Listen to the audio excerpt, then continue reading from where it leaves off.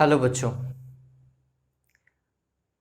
आ, पता नहीं चल रहा कहाँ से शुरुआत करूँ, लेकिन बहुत ज़्यादा टाइम हो गया है इंग्लिश मीडियम का कोई भी वीडियो मैंने अपलोड नहीं किया है। शायद मेरे हिसाब से 1 महीने से ज़्यादा टाइम हो गया है कि मैंने कोई भी वीडियो अपलोड नहीं किया है। और शुक्रिया उन बच्चों का जिन्होंने मेरे को याद दिलाया है कि सर इंग्लिश मीडियम के वीडियोस भी अपलोड करने हैं। टाइम लग सकता है, लेकिन मेरी पूरी कोशिश रहेगी कि मैं आपको टाइम टू टाइम सही कंटेंट प्रोवाइड करवाता जाऊँ। ठीक है। और किसी को भी कोई इशू है, अगर कोई क्वेश्चन नहीं समझ में आ रहा है तो आप मेरे को व्हाट्सअप कर सकते हैं, मैं आपको हमेशा से बताता हूँ। व्हाट्सएप के अंदर आपको रिप्लाई अगर आपको पेपर पे चाहिए तो पेपर पे मैं आपको फ़ोटो खींच करके भेज दूंगा, ये मैंने आपको पहले भी बताया है।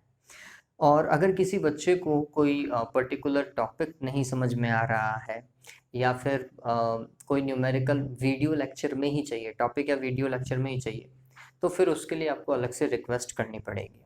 ठीक है। आप रिक्वेस्ट करें, आप कितने इंटेंट हैं ये डिपेंड करता है। मैंने हिंदी मीडियम में तो ये चालू कर दिया है। देखिए, मैं आपको भी बता देता हूँ कि कोई कितना टॉपिक के प्रति सीरियस है ये मेरे को नहीं पता चलेगा। कुछ बच्चे ऐसे भी बोल देते हैं, हाँ सर समझा दो, ठीक है, और फिर वो वीडियो भी नहीं देखते हैं। ठीक है। तो मेरे साथ में कम से कम मैं ये नहीं चाहता कि मैं मेरा टाइम उन पर्टिकुलर पॉइंट्स पे खराब करूं जिन्हें बच्चे देख ही नहीं रहे हैं। ठीक है। नॉर्मली न्यूमेरिकल्स को आप लोग नहीं देखते हैं, मेरे न्यूमेरिकल वाले जो लेक्चर्स थे वो बहुत कम बच्चों ने देखे हैं, इसलिए मैं न्यूमेरिकल को थोड़ा स्किप करते हुए ही चलूंगा। हाँ, कुछ एक न्यूमेरिकल जो मेरे को लगता है बच्चों को आने ही चाहिए वो मैं ज़रूर करवाऊंगा। ठीक है। हाँ, तो उसके लिए मैंने सिर्फ इतना किया है, उन बच्चों से 20 रुपीज़ बोला था कि पेटीएम कर दीजिएगा, तो पता मेरे को चल जाएगा कि हाँ बच्चे को वाकई में वो चीज़ पढ़नी है। 20 रुपये में देखो उसको भी कुछ नहीं जाने वाला है, वो मेरा तो कुछ होने वाला भी नहीं है, लेकिन मेरे को कम से कम ये तो पता चलेगा कि हाँ बच्चा सीरियस है, अदरवाइज वो 20 रुपये नहीं देता मेरे को। ठीक है। तो और इसे ऐसा मत लीजिए कि सर पैसे कमाने लगे। यार बच्चों, 20 रुपये में कुछ होता नहीं है, ये बात ध्यान में रखो। और ऐसे एक या दो ही बच्चे मिलेंगे जो मेरे को बोलेंगे कि सर बताओ, तो फिर वो वीडियोस भी उन्हीं के लिए होंगे। ये बात ध्यान में रखना, जिन्होंने मेरे को बोला है कि हाँ ये टॉपिक सर हमें समझाइए, वो वीडियो भी पर्टिकुलर उन्हीं बच्चों के लिए होगा और कोई बच्चा उसे देख भी नहीं पाएगा। ठीक है। उनके लिए फिर वो हिडन कंटेंट होगा। ओके। आज नया चैप्टर मैं चालू कर रहा हूँ। नया चैप्टर जो है सीबीएसई के अकॉर्डिंग चलने की कोशिश कर रहे हैं। तो जो चैप्टर है सीबीएसई में वो दूसरे नंबर का है, that is electric potential and capacitor. है ना, ये दो आरबीएसई में दो अलग अलग चैप्टर हैं, सीबीएसई में ये एक ही चैप्टर है, that is electric potential and capacitor. आज अपन डिस्कस करेंगे इस चैप्टर के अंदर इलेक्ट्रिक पोटेंशियल को। किसको डिस्कस करेंगे बच्चों? इलेक्ट्रिक पोटेंशियल को। और इसी के साथ में हम इसी से मिलती जुलती क्वांटिटी पोटेंशियल डिफरेंस को भी डिस्कस करेंगे। देखिए ये क्या चीज है, तो सबसे पहले मैं पोटेंशियल डिफरेंस से इस चीज को समझाऊंगा आपको। तो बहुत सिंपल सा, ऐसा है नहीं कि आप पहली बार पढ़ रहे हैं, आपने पढ़ा है इसे 10th के अंदर। ठीक है। तो अब क्या होने वाला है वो समझिए। इसके अंदर बच्चों एक अज्यूम करते हैं कि हमारे पास में एक यूनिफॉर्म इलेक्ट्रिक फील्ड है ना। इलेक्ट्रिक फील्ड तो आप अभी तक समझ गए होंगे कि इलेक्ट्रिक फील्ड की डायरेक्शन क्या होती है, इलेक्ट्रिक फील्ड क्या होता है, फॉर्मूला क्या होता है, यूनिट क्या होती है इलेक्ट्रिक फील्ड की, ये आप लोग समझ गए होंगे। इलेक्ट्रिक फील्ड की यूनिट क्या होती है बच्चों? इलेक्ट्रिक फील्ड की यूनिट होती है क्या? न्यूटन पर कूलम। है ना, एफ अपॉन क्यू लिखते हैं अपन इलेक्ट्रिक फील्ड को। तो ये इलेक्ट्रिक फील्ड है। और वैसे अगर अपन देखें, याद रखने के पॉइंट ऑफ व्यू से अगर देखें, तो इलेक्ट्रिक फील्ड की डायरेक्शन होती है पॉजिटिव टू नेगेटिव, अपन ऐसा मान करके चलते हैं, है ना। तो वैसे होता क्या है, जहां पर कोई भी यूनिट पॉजिटिव टेस्ट चार्ज जिस डायरेक्शन में मूव करता है, that is the direction of electric field, ऐसा मान के चलते हैं। ठीक है। तो वैसे आप ऐसा ध्यान में रखो कि इलेक्ट्रिक फील्ड की जो डायरेक्शन है वो होती है क्या? पॉजिटिव टू नेगेटिव, ऐसा ध्यान में रखें। तो अगर मैं ऐसा इलेक्ट्रिक फील्ड बता रहा हूं तो उस इलेक्ट्रिक फील्ड का प्लस वाला पार्ट शायद इस तरफ होगा और नेगेटिव वाला पार्ट उस तरफ होगा। ठीक है। अब अगर इस इलेक्ट्रिक फील्ड के अंदर किसी चार्ज को रख दिया जाए, लेट्स सपोज करो कोई चार्ज है क्यू नॉट, उस क्यू नॉट पॉजिटिव चार्ज को अगर अपन ने रखा, तो ये क्यू नॉट पॉजिटिव चार्ज कौन सी डायरेक्शन के अंदर फोर्स फील करेगा, कौन सी डायरेक्शन में जाने की कोशिश करेगा? तो हम बोलते हैं कि पॉजिटिव चार्ज है तो इलेक्ट्रिक फील्ड की डायरेक्शन में फोर्स फील करेगा, नेगेटिव चार्ज होगा तो इलेक्ट्रिक फील्ड के अपोजिट डायरेक्शन में फोर्स फील करेगा। ये पॉजिटिव चार्ज था तो फिर ये फोर्स कहां की ओर फील करता है? आंसर है इस ओर, इस तरफ जाने की कोशिश करता। ठीक है, लेकिन अब ये समझिए इस डायरेक्शन में तो इलेक्ट्रिक फील्ड खुद ही ले जाएगा, तो क्या आपको वर्क करना पड़ा या किसी एक्सटर्नल सोर्स को वर्क करना पड़ा? आंसर है नहीं, एक्सटर्नल सोर्स ने वर्क नहीं किया। अब एक्सटर्नल सोर्स कब वर्क कर सकता है? तो हम बोलते हैं कि एक्सटर्नल सोर्स तब वर्क करता है जब इस पॉजिटिव चार्ज को ए पॉइंट से इलेक्ट्रिक फील्ड के अपोजिट डायरेक्शन में, यहां पर कोई पॉइंट मान लीजिए बी, यहां पर अगर मैं लेकर के आऊं इस चार्ज को ऐसा, ठीक है, ए से कहां की ओर लेकर के आए? बी की ओर लेकर के आए, तो हमें एक्सटर्नल वर्क करना पड़ेगा। क्यों करना पड़ेगा? क्योंकि ये चार्ज जाना चाहता था इस डायरेक्शन में और अपन इसे इलेक्ट्रिक फील्ड के अपोजिट डायरेक्शन में लेकर के आ रहे हैं। बात समझ रहे हो? तो इस डायरेक्शन में, इलेक्ट्रिक फील्ड के अपोजिट डायरेक्शन में लाने के लिए हमने जितना वर्क कंप्लीट किया, that work will be potential difference between these two points. Condition applied, क्या कंडीशन अप्लाइड हो गई? ये आपका जो पॉजिटिव चार्ज आप बोल रहे हो, ये यूनिट टेस्ट पॉजिटिव चार्ज होना चाहिए या यूनिट पॉजिटिव टेस्ट चार्ज होना चाहिए। इसकी वैल्यू क्या होनी चाहिए? यूनिट होनी चाहिए। ठीक है, तो आप क्या समझते हैं कि किसी भी यूनिट पॉजिटिव टेस्ट चार्ज को इलेक्ट्रिक फील्ड के अपोजिट डायरेक्शन में एक पॉइंट से दूसरे पॉइंट तक लाने में जितना हम वर्क कंप्लीट करते हैं, that work is denoted by the potential difference between those two points. ठीक है, ये बात ध्यान में रखें। ठीक, तो अगर मैं इसको डेफिनेशन में बोल रहा हूं वो लिख लीजिएगा, वीडियो को पॉज करके लिख लीजिएगा। क्या? The work done in moving a unit positive test charge into the opposite direction of electric field from one point to another is known as potential difference between those two points। उन दो point के बीच में वो क्या होता है? Potential difference होता है। ये बात और ध्यान में रखेंगे कि जब हम इस चार्ज को लेकर के आ रहे हैं यहां से यहां तक, तो फिर इसकी काइनेटिक एनर्जी में कोई चेंज नहीं आना चाहिए। The change in kinetic energy should be zero. ये बात ध्यान में रखना, डेल के काइनेटिक एनर्जी में चेंज क्या होना चाहिए? जीरो होना चाहिए। ये वर्क कंप्लीट करते हुए ये दिमाग में रखना है। ठीक है, अब चलिए, तो ए और बी के बीच में अपन को क्या देखना है? पोटेंशियल डिफरेंस देखना है। तो अपन ने लिखा वी ए बी, ये हमें देखना है कि इसका फॉर्मूला क्या होगा। इसका फॉर्मूला अपन समझ रहे हैं कि इसका फॉर्मूला क्या बनेगा। देखिए, तो अपन ने क्या समझा अभी तक? हम बोल रहे हैं कि क्यू नॉट चार्ज को समझना, क्यू नॉट चार्ज को एक पॉइंट से दूसरे पॉइंट तक मूव करने में कितना वर्क किया, या ए से बी तक मूव करने में कितना वर्क किया? डब्ल्यू ए बी, है ना? तो इसे ऐसा लिख सकते हैं, द वर्क डन, समझिए, the work done in moving Q naught charge from one point to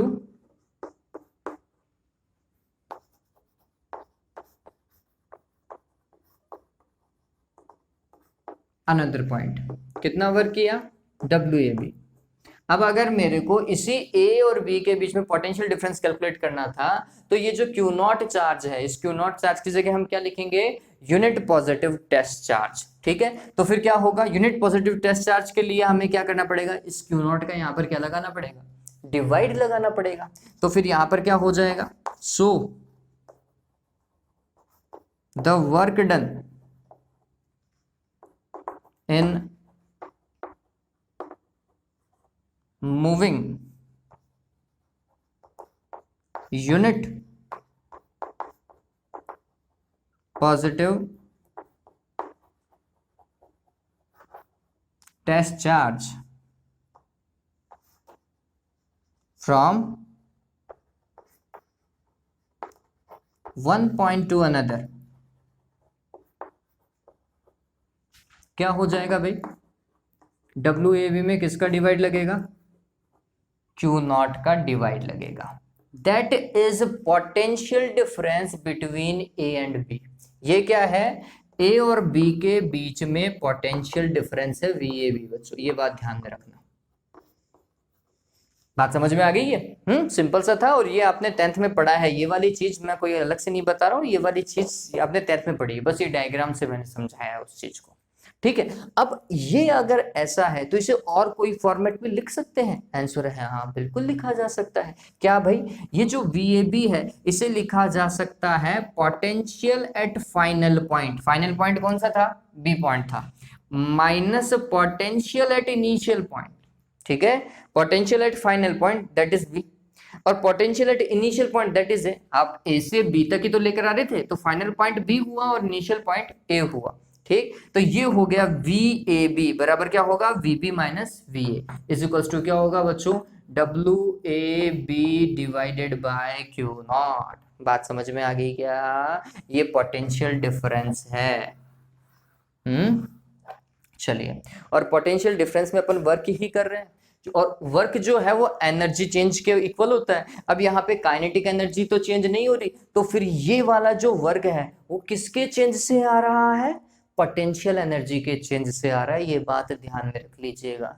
तो आप कुछ ऐसा समझ सकते हैं कि पोटेंशियल डिफरेंस जो है वो क्वांटिटी पोटेंशियल एनर्जी के कारण आ रही है ना। दो पॉइंट्स के बीच में कुछ पोटेंशियल एनर्जी थी, उस पोटेंशियल एनर्जी के डिफरेंस से जो क्वांटिटी डेराइव हुई वो वाली क्वांटिटी कौन सी है, पोटेंशियल डिफरेंस है ना।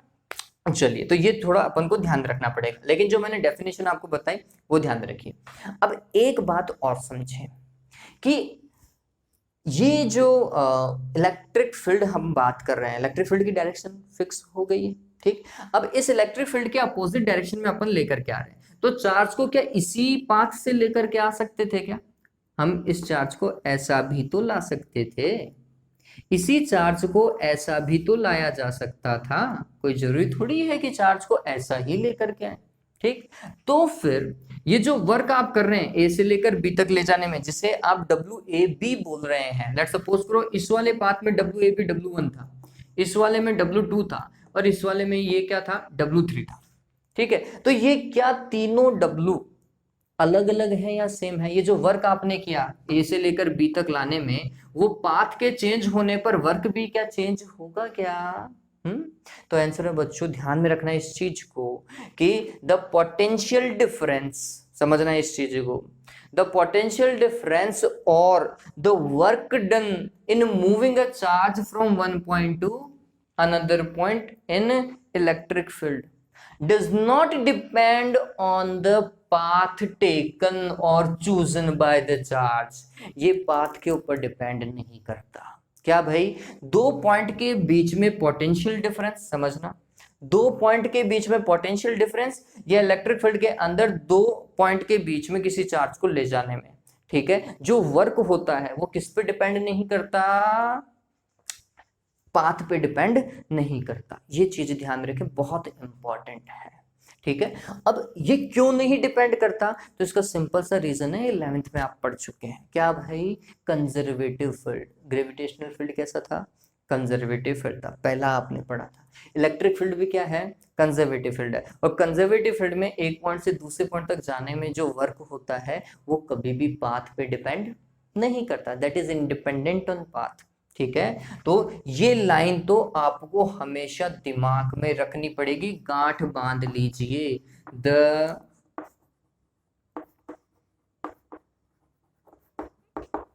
Potential difference between two points into electric field is independent on the path।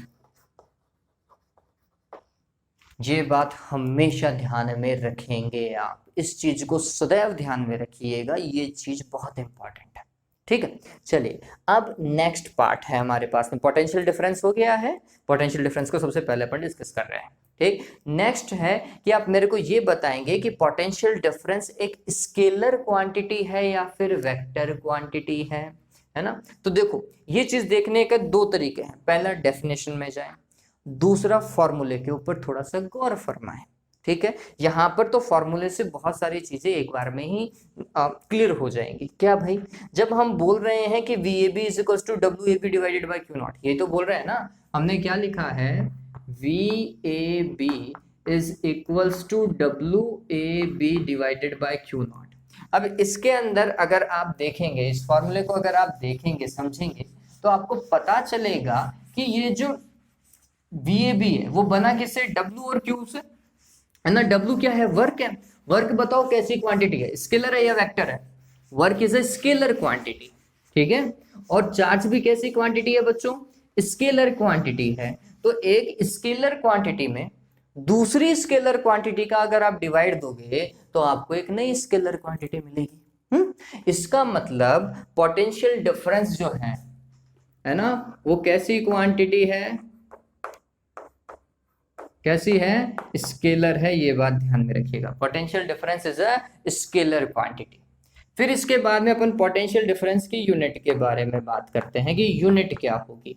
चलिए, यूनिट फॉर्मूले से पता चलती है। सबसे पहला तरीका फॉर्मूला होता है। फॉर्मूले में अगर आप देखेंगे तो हम बोल रहे हैं कि डब्ल्यू ए बी मतलब वर्क में हम किसका डिवाइड लगा रहे हैं, चार्ज का। वर्क की यूनिट क्या होती है बच्चों, जूल। वर्क की यूनिट क्या होती है, जूल। और चार्ज की यूनिट क्या होती है, coulomb. So joule per coulomb is unit of potential difference, J भी कैपिटल और सी भी कैपिटल। ठीक है, और इसे लिखा जाता है वोल्ट। क्या बोलते हैं इसे, वोल्ट बोलते हैं, ये बात ध्यान में रखना। So the S I unit, वापस से समझ लीजिए, so the S I unit of potential difference is volt और जूल पर कूलाम। ठीक है, ये ध्यान में रखिएगा। एक बार एग्जाम में ऐसा भी आया था, क्या भाई, जूल पर कूलाम, है ना, which physical quantity has unit joule per coulomb. कौन सी फिजिकल क्वांटिटी का यूनिट जो है वो जूल पर कूलाम है। कौन सी फिजिकल क्वांटिटी है बच्चों, पोटेंशियल डिफरेंस। ठीक है, तो पोटेंशियल डिफरेंस का यूनिट क्या होता है, जूल पर कूलाम होता है। फिर यूनिट, ऐसा यूनिट आने के बाद में अपन क्या देखते हैं बच्चों, डायमेंशन। डायमेंशन या फिर डायमेंशनल फॉर्मूला, NaL लगा दीजिएगा और फॉर्मूला ऐसा भी लिखा हुआ होता है। चलिए, डायमेंशनल फॉर्मूला कैसे निकलेगा, तो अगर आपके पास में फॉर्मूला मेन है तो आप आसानी से निकाल सकते हैं। आपके पास में यूनिट है, बेसिक यूनिट है, तो भी आप निकाल सकते हैं। वर्क का डायमेंशनल फॉर्मूला क्या होता है, तो हम बोलते हैं work is equals to F X, force into displacement, है ना। एफ एक्स कोस थीटा होता है वैसे तो फोर्स के लिए क्या लिखते हो आप, m1L1T-2। अरे फोर्स का तो सभी को पता रहता है। और डिस्प्लेसमेंट का डायमेंशनल फॉर्मूला क्या होगा, L1 होगा। ठीक, तो फिर ये क्या हो जाएगा, तो हमने बोला m1, समझना, L2 और T-2। ठीक है, ये किसका, वर्क का। और उसमें डिवाइड लगाओगे आप चार्ज के डायमेंशनल फॉर्मूले का।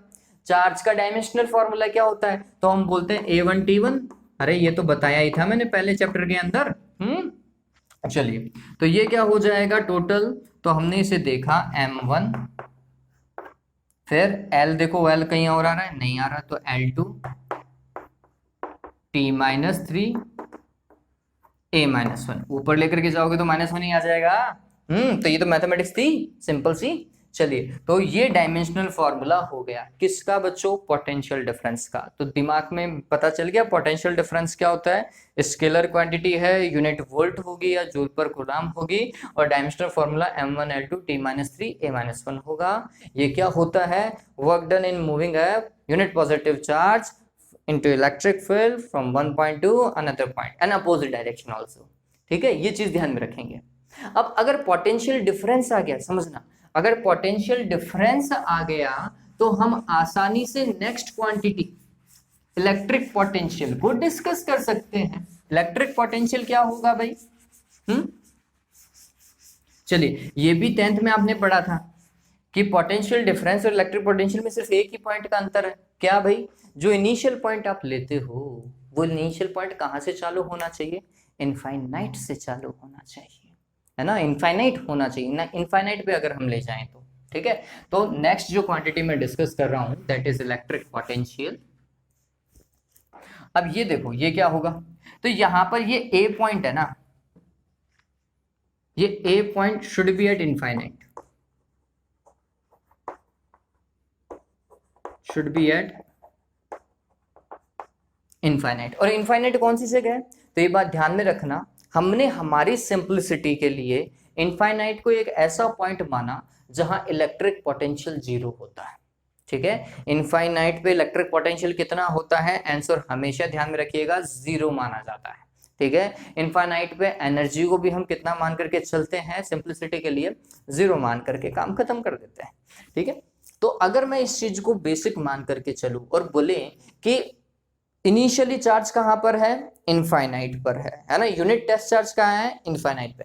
तो किसी यूनिट पॉजिटिव टेस्ट चार्ज को इनफाइनाइट से इलेक्ट्रिक फील्ड के किसी पॉइंट तक लाने में जितना वर्क होता है, that work is potential at that particular point.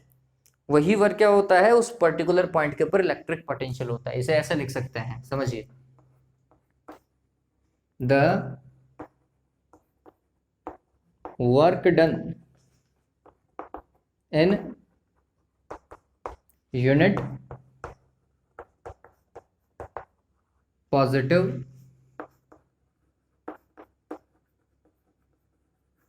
test charge to move from infinite to any point into electric field is known as electric potential at that point। उस point के ऊपर वो क्या होगा, इलेक्ट्रिक पोटेंशियल होगा, ठीक है। इस तरीके से हम इसको डिफाइन करेंगे। तो अब इसे समझने का तरीका, इसका फॉर्मूला कैसे बनेगा, तो हमने बोला, समझना, अब इसमें मैं लाइन नहीं लिख रहा हूं, हम बोल रहे हैं कि क्यू नॉट चार्ज को लाने में कितना वर्क किया, इनफाइनाइट से, तो हमने बोला डब्लू, ए भी लिखते थे, ए कहाँ चला गया, इनफाइनाइट पर, ठीक है, और बी पर ला रहे हैं तो डब्लू इनफाइनाइट भी लिखूंगा, ठीक। तो ये आ गया। तो अगर इस क्यू नॉट चार्ज की जगह यूनिट टेस्ट चार्ज होता, तो यूनिट टेस्ट चार्ज को लाने में कितना वर्क होता, तो हम लिखते हैं W infinite B divided by क्या बच्चों, क्यू नॉट। सिंपली मैं अगर मैं लिखूं तो बी पॉइंट के ऊपर जो पोटेंशियल है, वो बी पॉइंट पे पोटेंशियल कैसे आएगा बच्चों, तो ये लिखा जाएगा W infinite B divided by Q naught, ठीक है। आप बोलोगे सर ये डायरेक्टली आपने वीबी कैसे लिख दिया, बी पॉइंट पे पोटेंशियल कैसे लिख दिया, तो सिंपल सा तरीका था, मैं इसे क्या लिखता हूं, मैं इसे ऐसा लिखता, समझना, W infinite B, V A भी लिखते हैं ना, ए कहां पर है, इनफाइनाइट पे है, तो W infinite B is equals to क्या लिखते हैं, ऐसा लिखते हैं। चलिए फिर इसे क्या लिखते हैं, तो हम बोलते हैं फाइनल पॉइंट पे पोटेंशियल माइनस इनिशियल पॉइंट पे potential, that is equals to, यही होता। और इनिशियल पॉइंट इनफाइनाइट पे था, और इनफाइनाइट पे पोटेंशियल कितना होता है, जीरो होता है, तो इसको जीरो बनो, तो फिर ये कितना हो जाएगा, VB minus zero, that is VB only, और इसको मैं ऐसा लिख सकता हूं W divided by Q not, simple, ठीक है। तो W बाई क्यू ये फॉर्मूला पोटेंशियल डिफरेंस में भी था, W बाई क्यू ये फॉर्मूला इलेक्ट्रिक पोटेंशियल के अंदर भी है, मतलब कॉन्सेप्ट एक ही है, बस इलेक्ट्रिक पोटेंशियल में ए पॉइंट इनफाइनाइट पे होता है, जबकि पोटेंशियल डिफरेंस में ए पॉइंट इलेक्ट्रिक फील्ड में ही कहीं होता है, ठीक है। ये बात ध्यान में रखिएगा। तो ये समझ में आ गया आपको। चलिए अब अगर इसके लिए आगे बात करें कि इसका यूनिट क्या होगा, अगेन फॉर्मेट वही है, जूल पर कूलाम या फिर वोल्ट आएगा। डायमेंशनल फॉर्मूला जो अपन ने निकाला थोड़ी देर पहले, m1l2 t-3a-1। फिर क्वांटिटी कैसी है, अगेन स्केलर क्वांटिटी है, ठीक है, बात समझ में आ गई है। तो ये इतना ही पॉइंट था, that is electric potential and potential difference. ठीक, अब इसके बाद में एक चीज, हालांकि ये चीज कभी ऐसे पूछी नहीं जाती है, लेकिन क्या भरोसा भाई किसी भी बोर्ड का, वो कैसी भी नॉलेज को चेक कर सकता है आपने। तो ये भी पूछा जाता है, डिफाइन 1 वोल्ट। आपको किसको डिफाइन करना है? 1 वोल्ट को डिफाइन करना है कि 1 वोल्ट कैसे आएगा। क्वेश्चन क्या है? Define 1 volt, simple. ठीक, अब इसको कैसे देख सकते हैं, 1 वोल्ट को कैसे डिफाइन किया जाएगा, तो आप इस चीज को समझिए। हम बोल रहे हैं कि पोटेंशियल डिफरेंस, सिंपल तरीका तो क्या था, पोटेंशियल डिफरेंस वाला था, इज इक्वल्स टू क्या था, WAB डिवाइडेड बाय Q0। ठीक है, अब आप समझिए, मेरा वर्क, सॉरी, चार्ज भी 1 कूलम हो, और जो वर्क है, इस चार्ज को A पॉइंट से B पॉइंट तक लाने में जितना वर्क किया, वो वर्क भी 1 जूल हो, तो उस केस में पोटेंशियल डिफरेंस क्या होगा उन दोनों पॉइंट के बीच में? 1 वोल्ट होगा। क्लियर है? तो हम क्या बोल सकते हैं, किसी यूनिट पॉजिटिव टेस्ट चार्ज को इलेक्ट्रिक फील्ड के एक पॉइंट से दूसरे पॉइंट तक लाने में अगर 1 जूल वर्क कंप्लीट होता है, तो उन दोनों पॉइंट के बीच का पोटेंशियल डिफरेंस कितना होगा? 1 वोल्ट होगा। ठीक है, तो हम इसे क्या लिखेंगे, इफ द वर्क डन, समझ लीजिए, if the work done in moving a unit positive test charge from one point to another point into electric field, into the opposite direction of electric field is 1 joule, then the potential difference between those 2 points is 1 volt।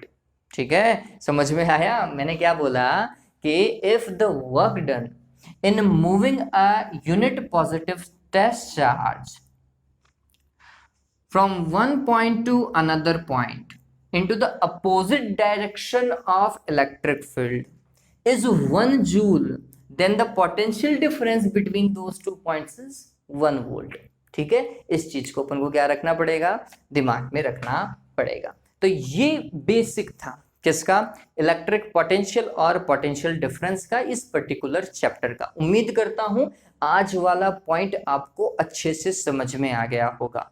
आगे आने वाले points के अंदर derivation बहुत सारे हैं, concept बहुत सारे हैं, और कुछ एक न्यूमेरिकल मैं आपको करवाऊंगा भी।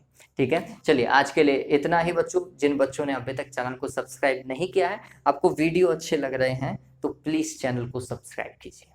Have a good day, take care.